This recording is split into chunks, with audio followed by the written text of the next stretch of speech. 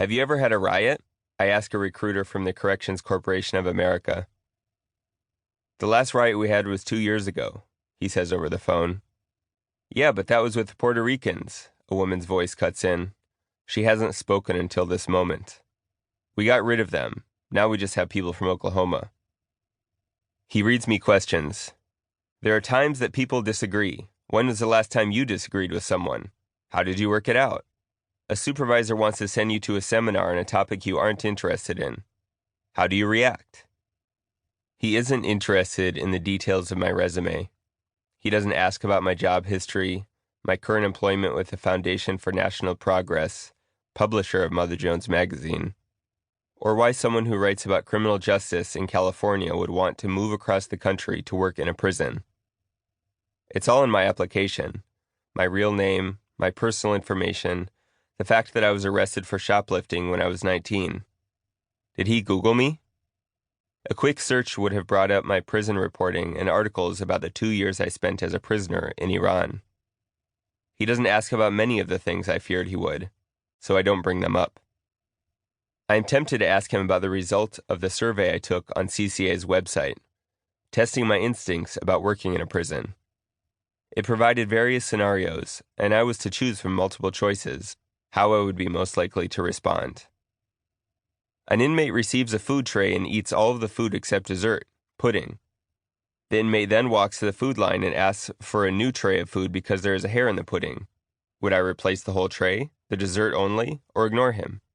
An inmate tells you that she thinks you don't like her because of her race. Do I tell her she's wrong, ignore her, tell her that, in fact, she is the one who is racist? Then there was the section in which, next to dozens of statements, I clicked the buttons ranging from strongly agree to strongly disagree. If someone insults you, he or she is asking for a punch in the mouth or worse. Disagree. I am a very productive worker. Strongly agree. I always support the decisions of my boss. Neither agree nor disagree. I have a very strict moral code. Strongly agree. I wouldn't trade my life for anything. On that last one I clicked strongly agree, though after I submitted my application to a handful of CCA prisons around the country, I worried that my answer might have made them less likely to hire me. The man on the phone tells me I would go through 4 weeks of training. Then I would be expected to work 12 hours a day, and sometimes 16. When can you start? He asks. I tell him I need to think it over. I take a breath. Am I really going to become a prison guard? Now that it might actually happen, it feels scary and a bit extreme.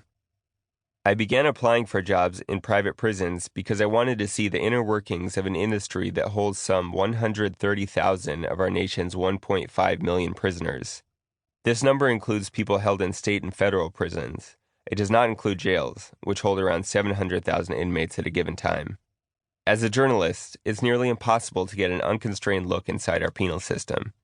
When prisons do let reporters in, it's usually for carefully managed tours and monitored interviews with inmates. Many states don't allow reporters to choose who they want to interview. The prison administration chooses for them. Phone calls are surveilled and letters are opened and read by guards. Inmates who talk freely to a reporter risk retaliation, including solitary confinement. Private prisons are especially secretive. Their records often aren't subject to public access laws. CCA has fought to defeat legislation that would make private prisons subject to the same disclosure rules as its public counterparts. And even if I could get uncensored information from private prison inmates, how would I verify their claims? I keep coming back to this question.